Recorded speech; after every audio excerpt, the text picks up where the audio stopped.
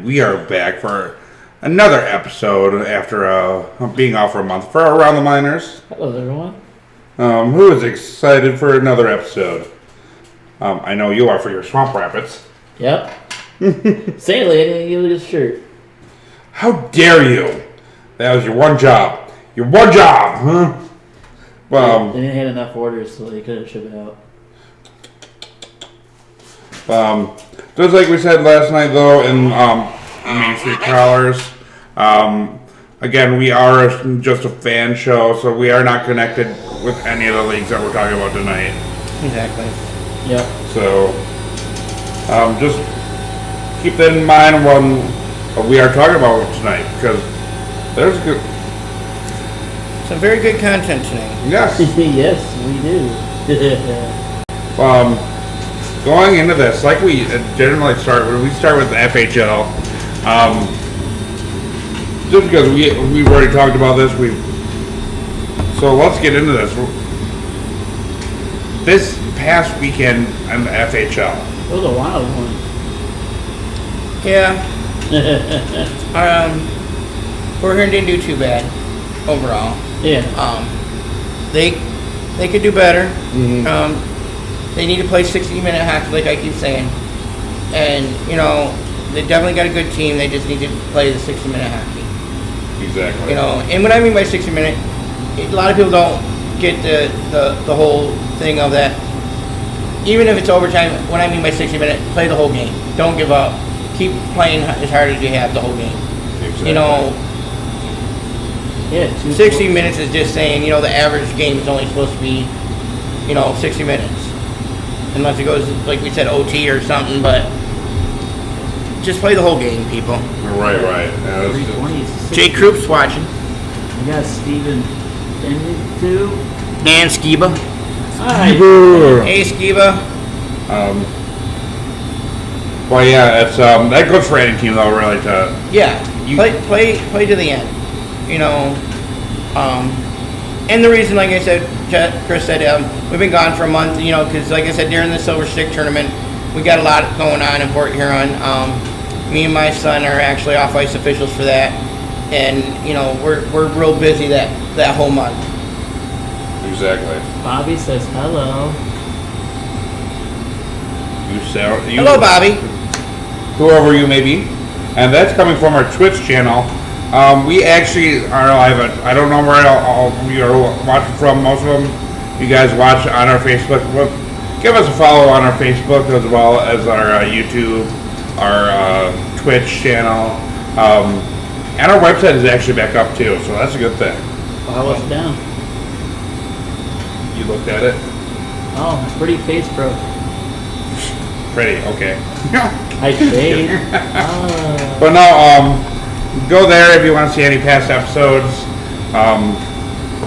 And with that being said, though, let's get back into this. Because we don't want to talk about too much about one subject. Right. Yeah. So let's just get that out of the way right now. And that's Carolina versus Watertown. Yeah. Things were mishandled. That's guaranteed. Yep. And not just from one team, from both. Right. And that was both teams, and rightfully so. There are suspensions that are still pending review right now, and that's a fact that. Thank God, Jay is. I was wondering when you were coming in. How's it going, Jay? But that's one thing though, is that we won't have too much on that situation until the league finally announces The actual suspensions. exactly. Yep. And everyone that is under review right now does deserve what they're going to get. Yep. And it's a way of diffusing the situation. Yeah. Because we don't want people injured. We don't want. No, we don't. We definitely don't. So. You said why a crazy weekend for sure. What? There you go. Yeah, it definitely was a crazy weekend. Yeah, we had a lot of stuff in the FPH. Yeah, that's and it's not even just in Carolina too. It's just like we've had some crazy scores. Crazy scores, crazy things that should have been called, and that's what it, again, a lot of it we myself, I don't know about Chris and Rob here, feel the refs sometimes aren't doing enough to stop some of this stuff from happening, because like when our goalie was curled up in a ball, he got slashed in the head with a stick, because even well after the whistle, the guy's still trying to put the puck in. Right. And I meant to talk about that yesterday, but I forgot all about that one. Right. With the hip check, The hip check, honestly, after I watched it again today, it looked clean, but it's everything that happened afterwards, that shouldn't have happened.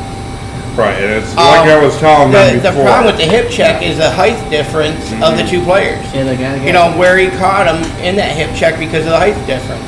And it's also all about how the intent came through as well. Right. And so it's rightfully so they got mad.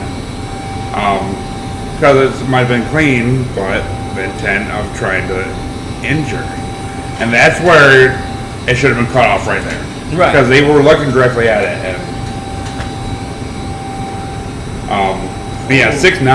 Right. Like I said, that'd be like me being. I'm only 5'2". Charging into somebody that's that tall. Yeah. I'm gonna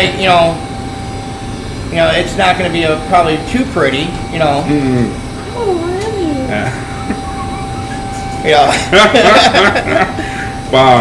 That's the one thing though, as going here on out, I think they're gonna have a little bit more, hopefully at least a little bit more honing in on what's going on in the league. Yeah. Yep. So, but going on from that though, we definitely hope to see some more competitive games as well. Yeah. Because we're in almost in mid-February now. So we have roughly about 2 months left of the season. 11 home games for us. Mm-hmm. Yep. So we're getting down to the nitty-gritty. Playoff time. And you especially have to think about too, every team has finally seen every team Yep. come through their building at least once. No. No? Not us. No, we haven't seen Watertown yet. That'll be in March. Yeah, we have not seen Watertown yet. I forgot about Watertown. I thought they'd come, but now they talk about it. And then we've had years where we didn't get to play them at all in our arena because Right. they canceled out on us the one year. True. But, 2016, wasn't it? yeah. But talk about Watertown though, that's one team that starting off wasn't doing too hot, and then all of a sudden they're in first. Yep. So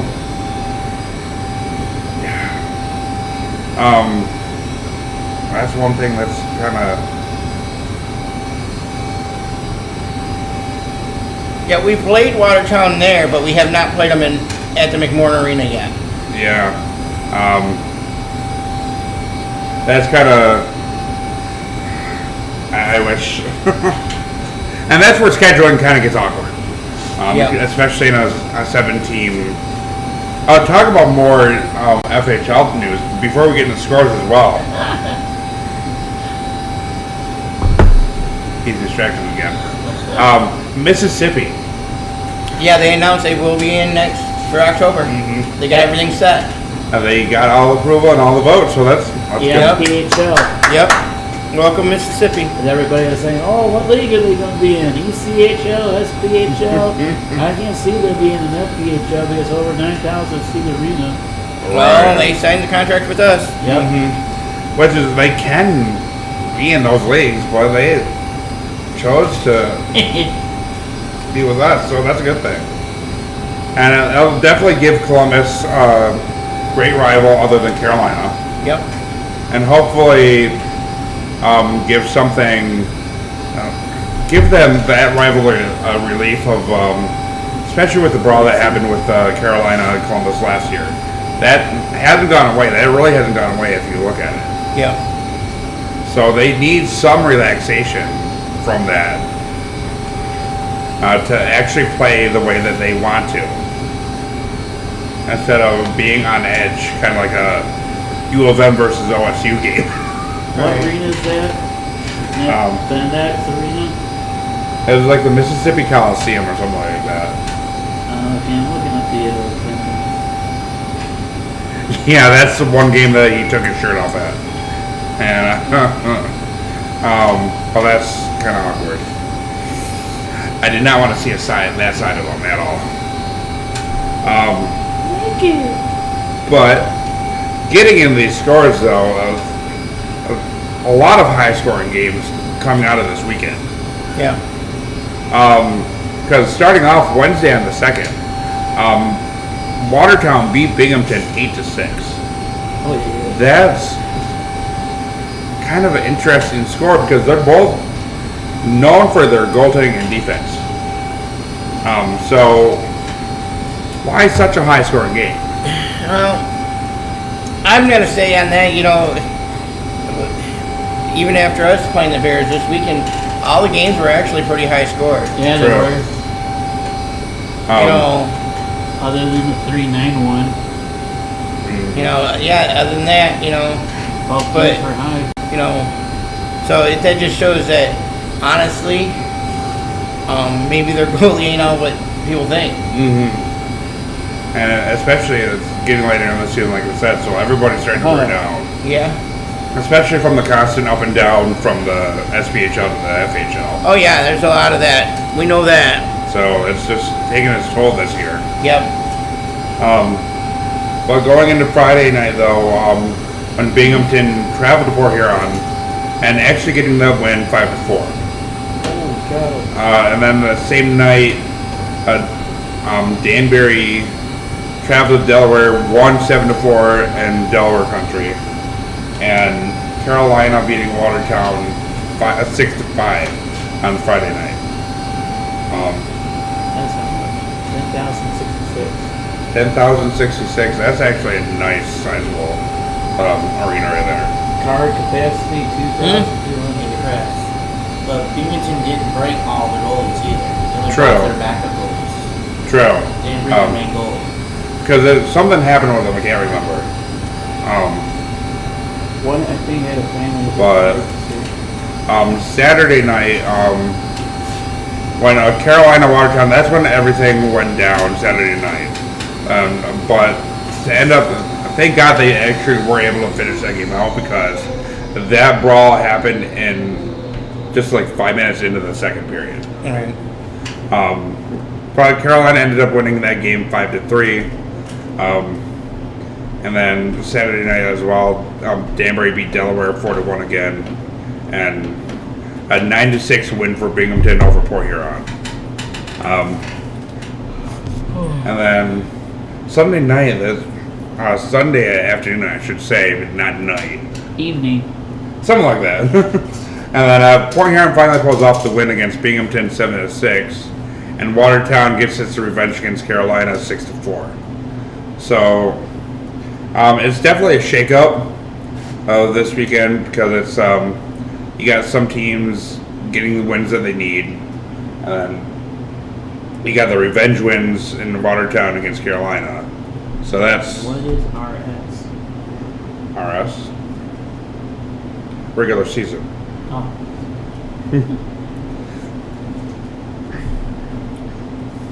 So, but as of right now, though, the FPHL standings, Stays the same. Watertown is in first with a record of 24-5-1. Danbury in second with a record of 23-9-3. Columbus is in third and has moved up since we last did it around the minors.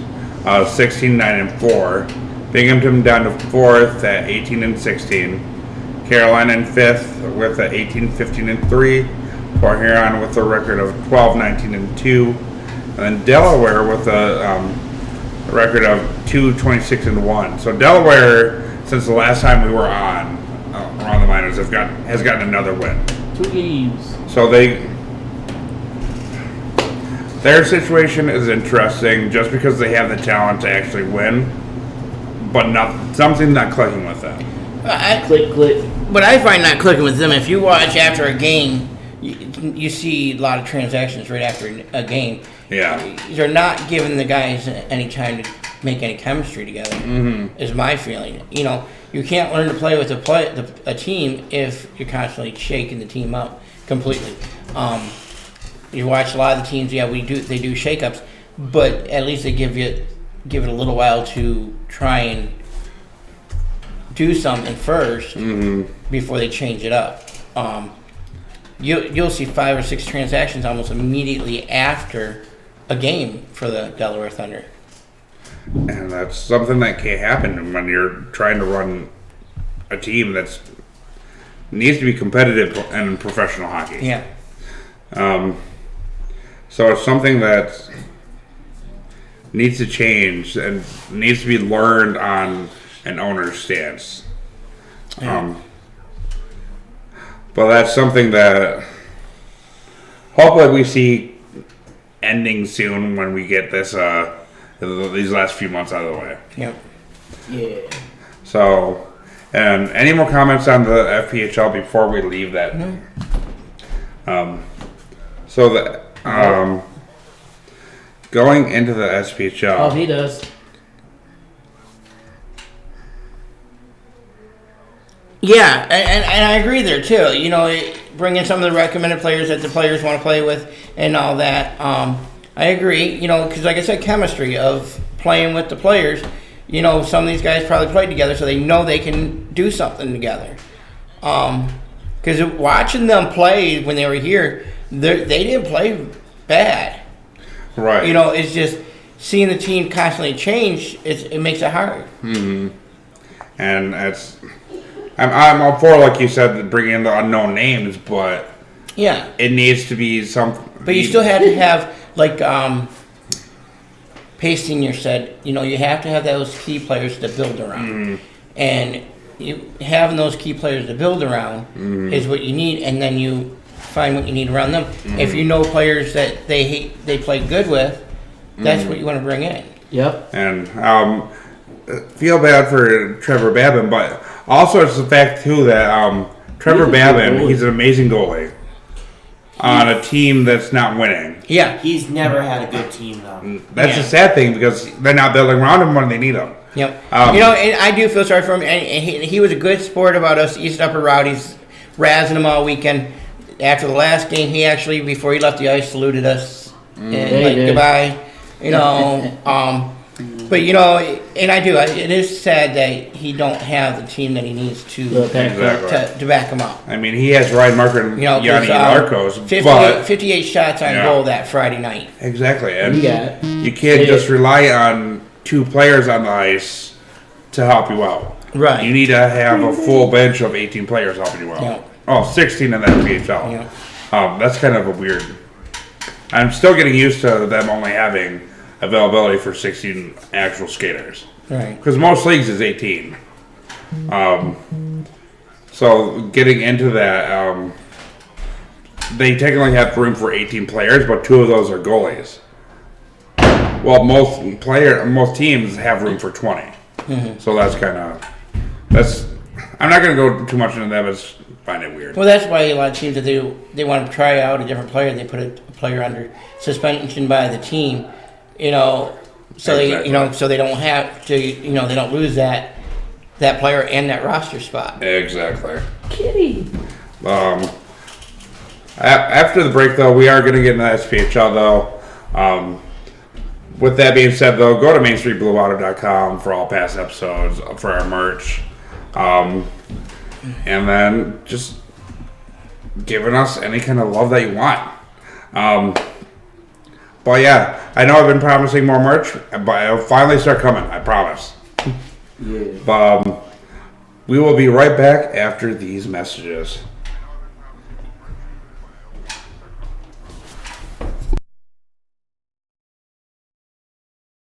Hey guys, it's Crystal from the Port Huron Prowlers. Back to you from behind the scenes.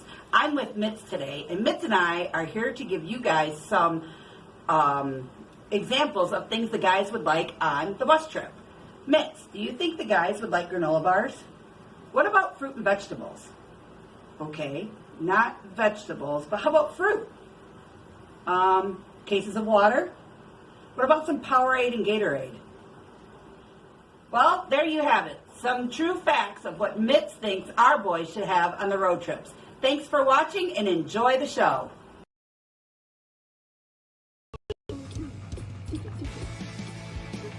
Well, not really. I got the beat. Oh, Elite Wrestling tomorrow, guys. If you're on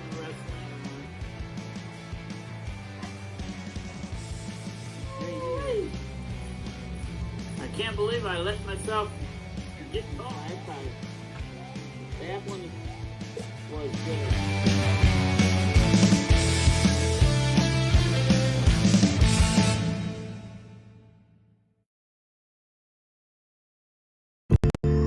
Hey there, I'm Chris. And I'm Kelly. You might remember One Love Weekly used to be called One News Weekly. Well, that was season 1, and now we're coming into season 2. We've changed up the format, and we're bringing the news to you in a more personal issue. We're going to give you more real-life situations to react to these news stories, and how you can love thy neighbor more. And I'm excited to bring on my co-host and correspondent, Kelly. That's me. And hey, wherever you're listening to, whether it be Spotify, Apple Podcasts, whatever platform suits your fancy, just make sure that you give us a subscribe and a follow and a share and whatever else you want to do. Make sure that you tell your friends about us. And I hope you enjoy for the future episodes.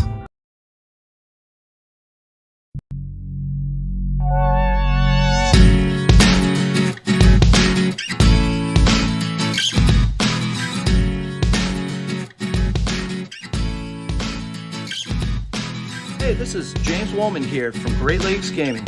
Are you looking for an excuse to get out of the house? Well, if so, we're your excuse. We have Pokemon, Yu-Gi-Oh!, Magic the Gathering games all week long. We run leagues, and we're also open 7 days a week. Every Thursday, we are running disc golf leagues at Highland Woods Middle School from 5 to 7, all through the spring and summer. Recently, we have become part of the WPN network of Wizards of the Coast. We're going to be starting trivia on Tuesdays, and we run a Super Smash tournament the first Saturday of every month. So that should be plenty of reasons for you to get out of the house.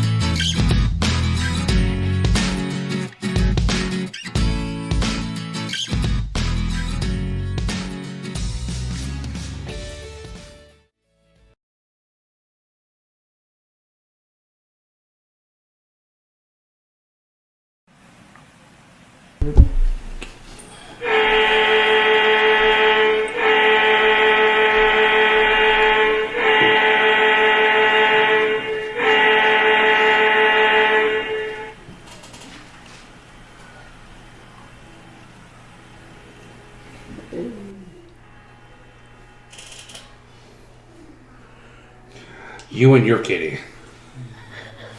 That's all I'm going to say is just you and your kitty. Hello, kitty. Welcome back, guys. So getting into the SPHL tonight, there has been a lot of heat going around about Vermilion County again. Yeah, Really? I saw that. And it's the fact that their attendance is down.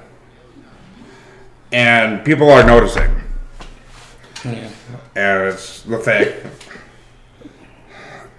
It might partly be due because of the fact that they're losing a lot, but people are making fun of them. They're poking their jabs, and it's just like it's a situation where early on in the season we were making the comments about Macon, how they were having a hard time trying to get their games to actually be played.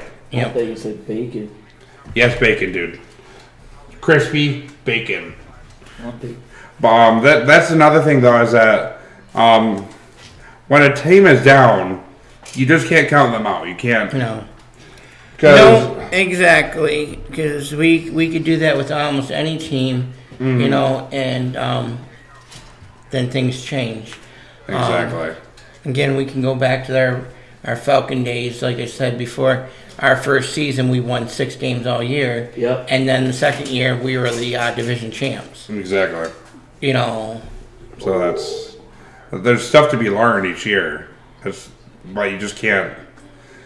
It's the people that are pushing the people away because of this, and it's frustrating. And that's the other thing I have to say, you know, and that hurts a team when in an arena when people do that, because I would never do that. I follow my team win or lose no matter what. Yeah, I go home upset, you know, that they lost, but you know, you just got to support your team. You know, support your local teams as much as you can. Otherwise, tomorrow they might not be there, and then people are gonna be saying, "Well, now what is there to do?" You know, Right. We got nothing to do. And people need to learn the fact that to take advantage of what they have in front of them. So take advantage. They may lose, but cheer them on anyway. Yeah. But it's just like, We also got the other issue is a lot of people don't realize that, you know, too, is unfortunately if that team leaves and they bring in a different team, you know, that owner might raise ticket prices, or if you end up with a different league, ticket prices might be different totally, and now might get out of price range for people. exactly. Mike Miller has like the street. You know, and that's the other thing a lot of them don't realize. You know, I'm not going to complain. You know, $15 for a ticket for ours isn't too bad. That's a Exactly. pretty decent hockey ticket. You know, That's amazing. That's to just get into a hockey game, $15. I mean, Freaking elephant. you know, because like I said, as you go up in the higher leagues, they cost more because it costs more to pay the players. It costs more for that overhead of the arena. exactly. Just go down. We're in Point Huron. Just go down an hour to Detroit. It goes from 15 to 100. Right. So Well, and I'm not even saying that, you know, Yeah. some of the ticket prices I know in our league are higher, a little bit higher than ours too. But those arenas are huge. They're bigger. Yep. You know, so and you can try and hope, as long as you're averaging a certain amount, yeah, you can run a lower ticket price. But you got to make sure you're able to average your amount of fans, because from what we were told that the new team, if I'm understanding right, they're going to have to average 2,000 fans a night to break even and make profit. now that's. I mean, I hope they get that much. I think they can. But that's essentially almost pretty much selling out for them. Yeah. No, they can hold. That arena holds almost 9,800. Oh, I thought you were talking about Vermont. No, I'm County or talking something. about Biloxi when they come Right. next year for Oh, us. guarantee the Wow. home opener is going to be sold out. Yeah. Well, I don't I- see them selling out all the time, and I don't see the ticket sales being that high all the time. But I do believe they could definitely reach that 2,000 mark every game. That's going to be a higher attended market. Because if you look at even at Carolina on their average night, and you know some of the other bigger arenas of ours, you know they get good averages. They do. So they're not going to have any problems getting that No. down there. But getting back into this, places like Roanoke and Fayetteville, they've really found something to cheer about because they have their attendance going up. They have winning teams this year, and it's a full playoff system for them this year. Yep. So that's something's going right for them this year. That they need to get excited about. Yeah. So, but let's get into these scores though. Before we put this guy to sleep. Sorry, guys. But Fayetteville on Thursday played Roanoke. The Rail Yard Dogs ended up winning. The Fayetteville ended up winning 3-2, and Knoxville played Binghamton Bulls. Ended up losing 7-4, so another high score throughout the week. And on Friday the 4th, Fayetteville ended up beating Roanoke 3-1, with Huntsville beating Knoxville 5-3. Quad City beat Evansville 4-2. Peoria beat Vermilion County 5-1. And then Macon lost to Pensacola 5-3. That's pretty cool. I know I am. Thank you. Roanoke got their revenge on Knoxville, winning 5-1. Evansville beat Vermilion County 7-0. Huntsville beat Binghamton 2-1. Pensacola beat Macon in the shootout 5-4. Peoria in overtime beat Quad City 2-1. And then finally for the last, on Sunday the 6th, Peoria lost to Quad City in overtime, while Evansville beat Vermilion County 2-1. Other than that 7-0 loss for Vermilion County, they've picked up their offense drastically. They might not be winning, but they're going in the right direction. So support them. Go see them. If they have the actual attendance in their seats, that does wonders for the home team. And they'll actually get excited, play harder for you guys, play harder for their fans. Oh, they're only 3-26. But getting in the standings, though, Huntsville is in first, though, with a record of 28-7-1-1.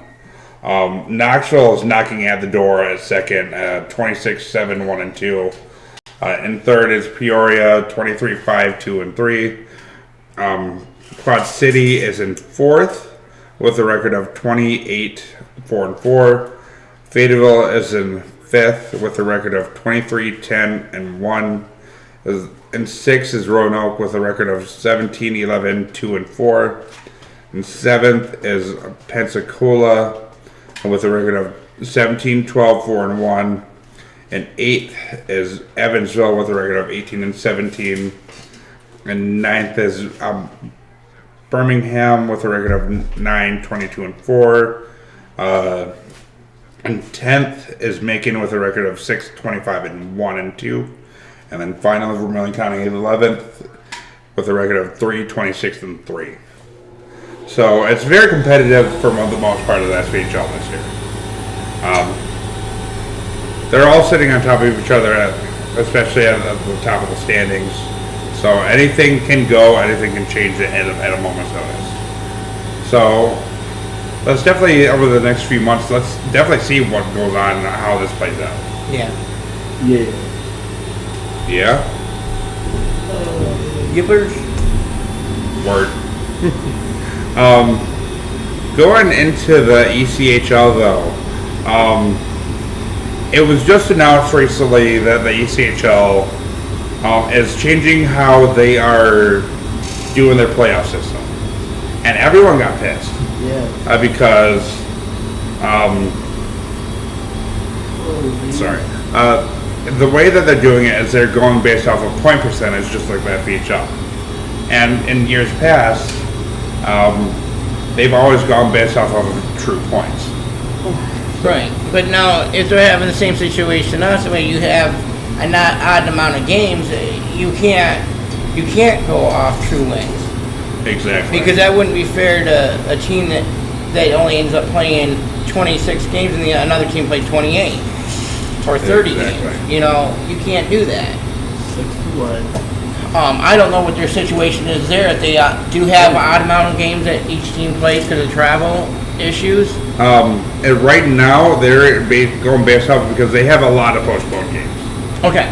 So Which would make sense. If these games don't get made up, because there's a point where you can't make them up. Exactly. So. Because you still got to get your playoffs going. Exactly.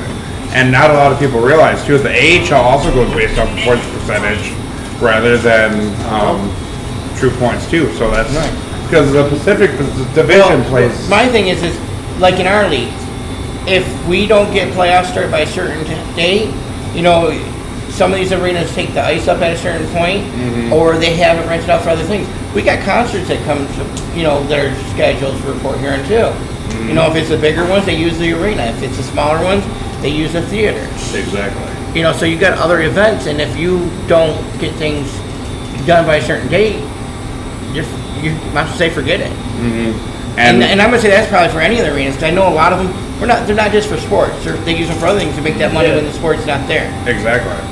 And not a lot of these teams have the option to outsource to bigger arenas or different arenas. Right. So. Ice time, man. Ice time. Costs money. So, but yeah, that's a good explanation of why the ECHL chose to Yeah, go the way they did. and I agree. I agree with them completely. If they're not sure if they're going to be able to get all these games made up, it's going to throw off the whole system. So yeah, win percentage would be your next step. Exactly. So it's expect a wild and crazy finish this year in the ECHL. Yeah. But going to these scores though, back on Tuesday the 1st, Kansas City Mavericks beat the Tulsa Oilers 2-1. Going to the second Wednesday, Toledo Walleye ended up beating Indy Fuel 6-3. Atlanta Gladiators beat the Norfolk Admirals 2-1 in overtime. The Maine Mariners beat the Trios Rivieras Lions 3-2. You know what that was for, right? No. You said the word that bad word. Oh, shame on you. You said a team won in. Oh, take.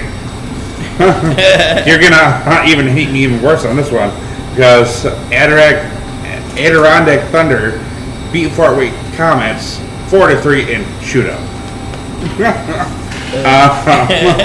Cincinnati Cyclones beat Iowa Heartlanders 6-3.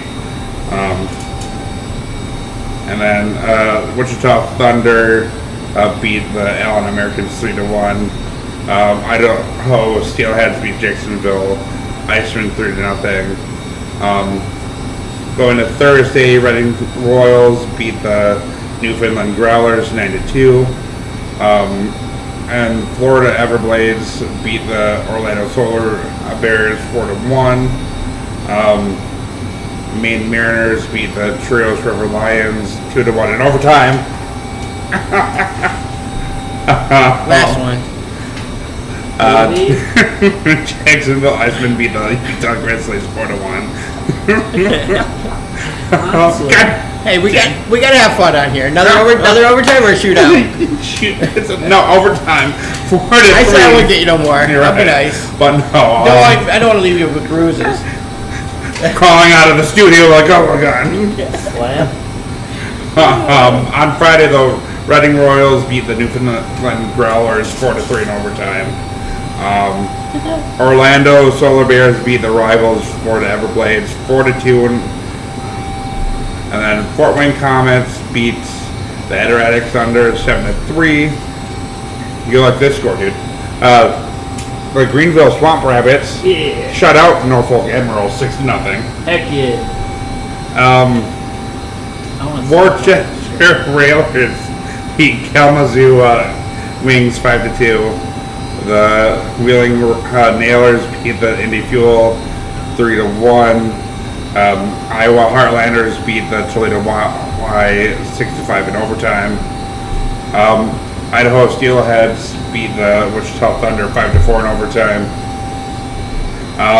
Kansas City Mavericks beat the Rapid City Rush 4-3. Tulsa Oilers beat the Allen Americans 2-1. Jacksonville Icemen beat the Utah Grizzlies 4-2.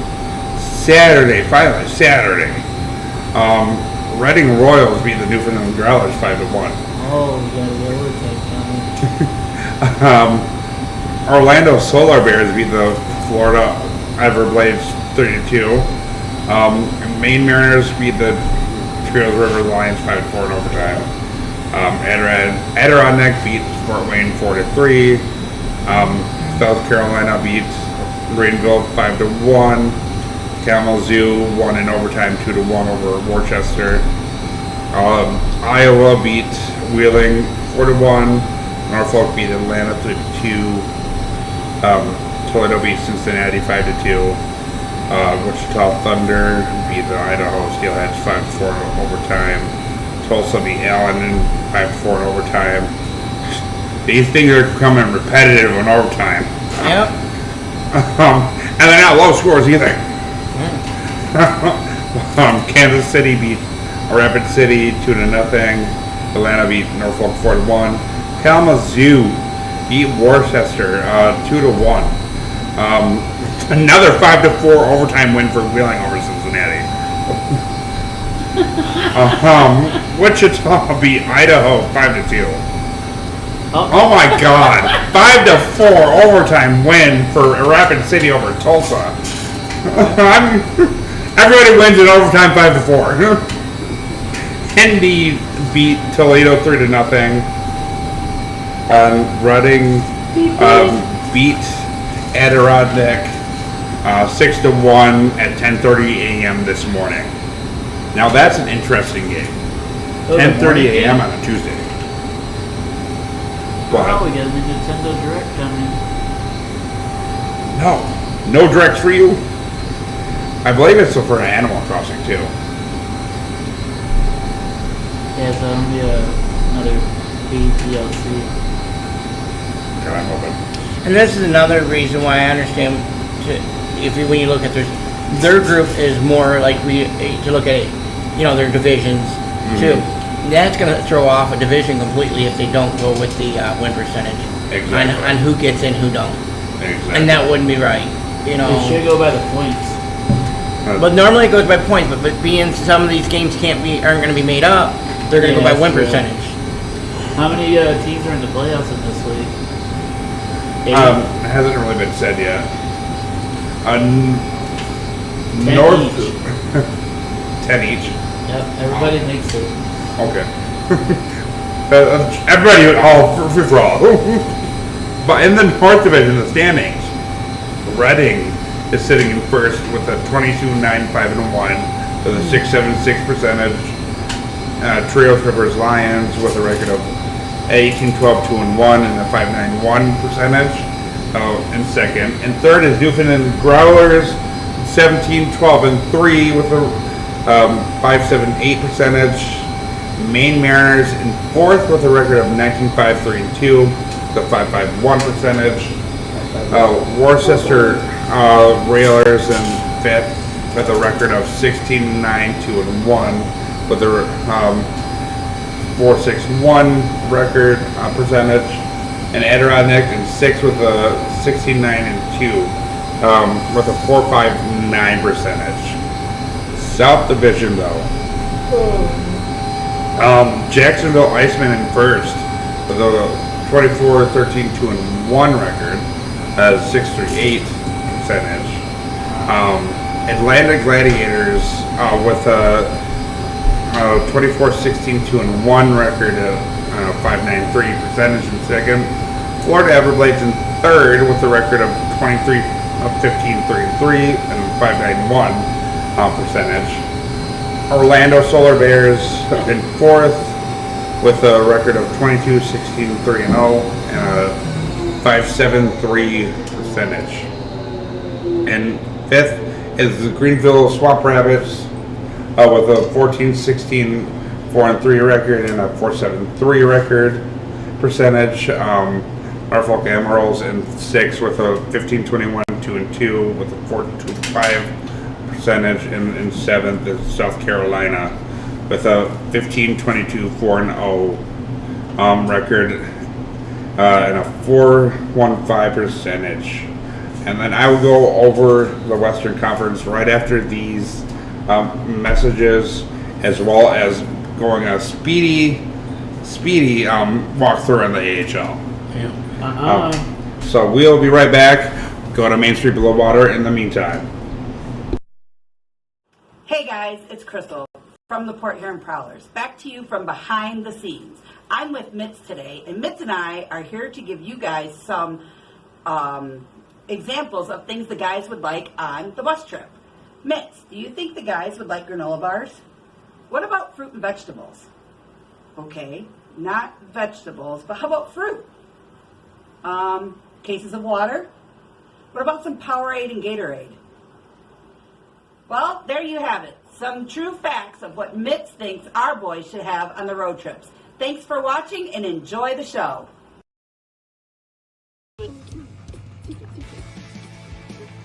Well, not really. I got the beat. Oh, Elite Wrestling tomorrow, guys. If you're on wrestling. Hey. I can't believe I let myself get caught. That one was good.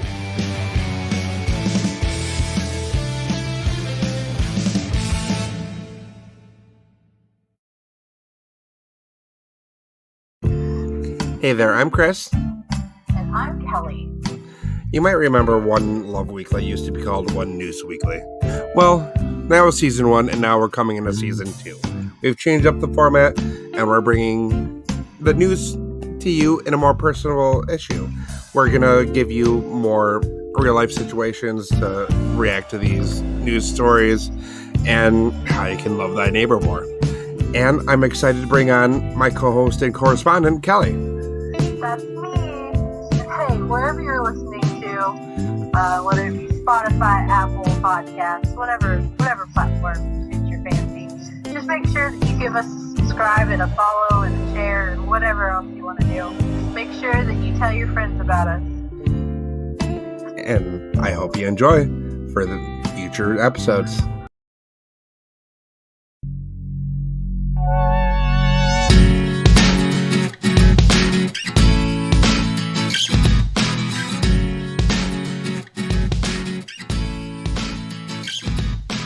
Hey, this is James Woolman here from Great Lakes Gaming. Are you looking for an excuse to get out of the house? Well, if so, we're your excuse. We have Pokemon, Yu-Gi-Oh, Magic the Gathering games all week long. We run leagues, and we're also open 7 days a week. Every Thursday, we are running disc golf leagues at Highland Woods Middle School from 5 to 7, all through the spring and summer. Recently, we have become part of the WPN network of Wizards of the Coast. We're going to be starting trivia on Tuesdays, and we run a Super Smash tournament the first Saturday of every month.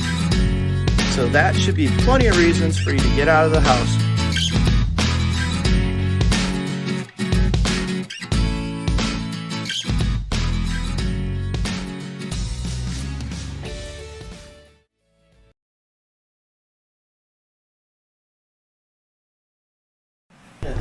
Rob!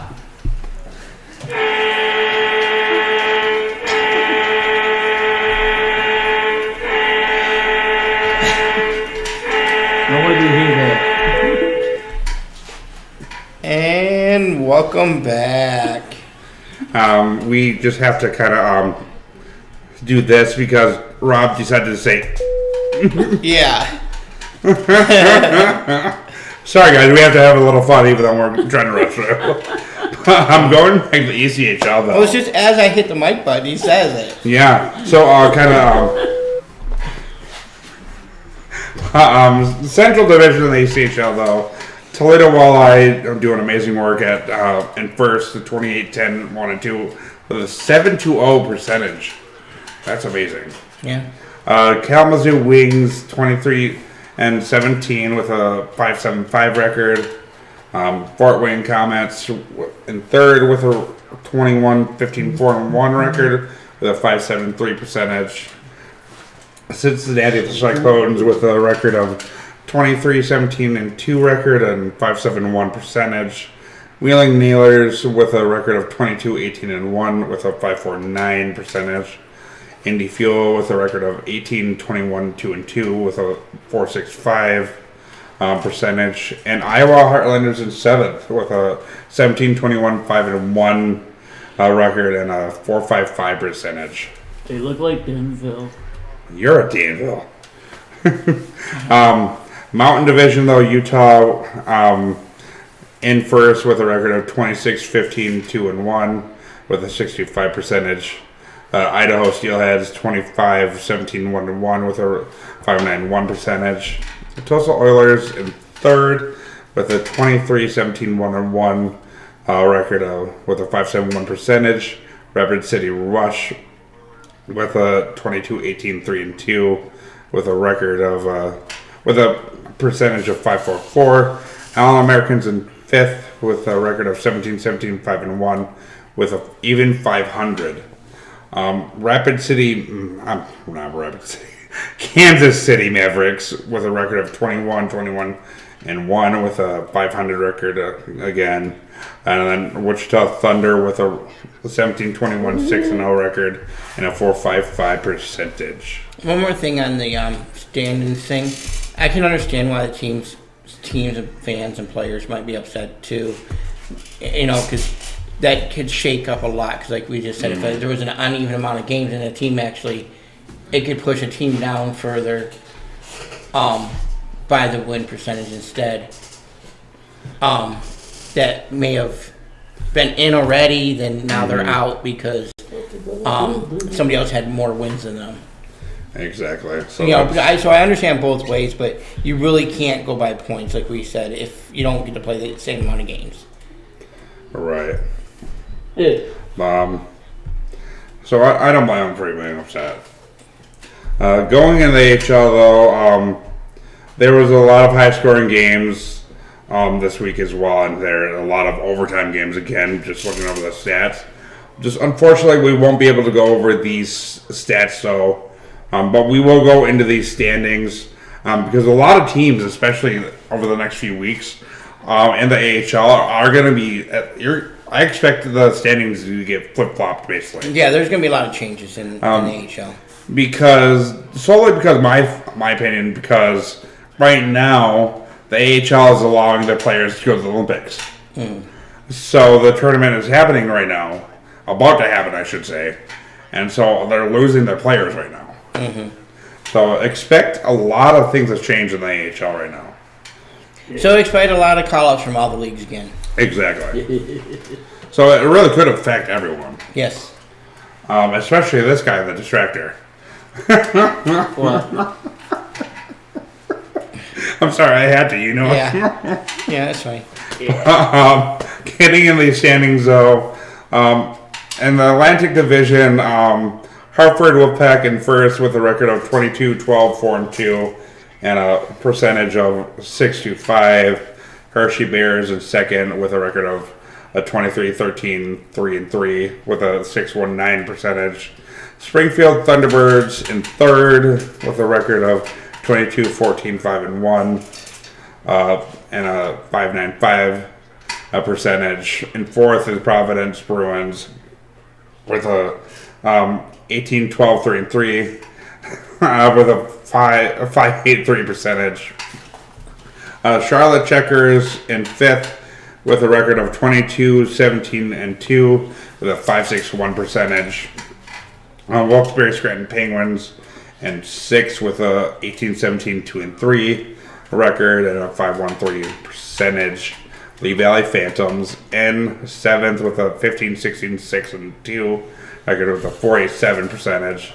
And the Bridgeport Islanders with an eighth in their division with a record of 16-19-4-4 with a 4.65 percentage. Going into the North Division, though, Utica, who started off really well this season, the very first team to ever go 13-0 from the start of the season in the AHL. So congrats to them. I can't give them enough praise for that one. Right. But they are still sitting atop the North Division in the first with a record of 27-6-5 with a 7.76 record. Toronto Marlies, who got the short end of the stick because of the huge win streak by Utica, they're sitting at 21-12-2-1 with a 6.25 percentage. Rochester is sitting in third with a record of 22-15-2-1 with a 5.88 percentage. The Vol Rockets in fourth with a record of 17-13-3 with a 5.61 percentage. Syracuse Crunch in fifth with a 17, 16, 3-1 with a 514 percentage. And 6 is the Bellevue Senators with a 17, 18, and 0 record, 486 percentage. And the Cleveland Monsters in 7th in the division with a record of 13, 19, 4, and 3. And the percentage is 423 for them. Eh, And then you got the Central Division now. Chicago Wolves Holy with a cow. record of 26, 8, 4, and 2 in first, with a 7.25 record and percentage. Manitoba Moose with a record of 24, 11, 2, and 1, with 6, 7, and 1 percentage. Iowa Wild with in third with a 19, 17, 2, and 2 record, with a 5.25 percentage. Milwaukee Admirals in fourth with a 21, 19, 2, and 2 record, 5.23 percentage. Rockford Ice Hogs with a 17, 16, 3, and 1 with a 5.14 record percentage. Grand Rapids Griffins in sixth with a record of 16, 17, 5, and 2 with a 4.88 percentage. Texas Stars. Yep, and the Texas Stars are in seventh with a 12, 15, 4, and 3 record, 4.56 percentage. And then Pacific's has a lot more. Stockton Heat is leading the Pacific Division, giving Utica a run for their money with a record of 26, 7, 3, and 1, and a 7.57 percentage. Ontario Reign, another team that's doing really good, is sitting in second is with a record of 24, 8, 3, and 2, a 7.16 record. Bakersville Condors 18, 9, 4, 3, sitting in third with a 6.32 percentage. Henderson Silver Knights with in fourth with a record of 20, 12 at 2 and 1 and a 6.14. Colorado Eagles in fifth with a 21, 13, 3, and 3 record, a 600 percentage. Abbotsford Canucks in sixth, a 16, 15, 3, and 1, 5.14 percentage. And seventh is the Tuscan Roadrunners with a record of 14, 20, 2, and 1 with a 4.19 record. And eighth is Mike's team, San Diego Gulls, with a record of 14, 20, and 2 with a 4.17 percentage. And then San Jose Barracuda is in ninth with a record of 14, 24, and 1 with a 3.72 percentage. And with that being said, we are all done for the night. Good night. Good night, guys. Don't have too much fun out there. Yeah, we'll see y'all next week. What's fun?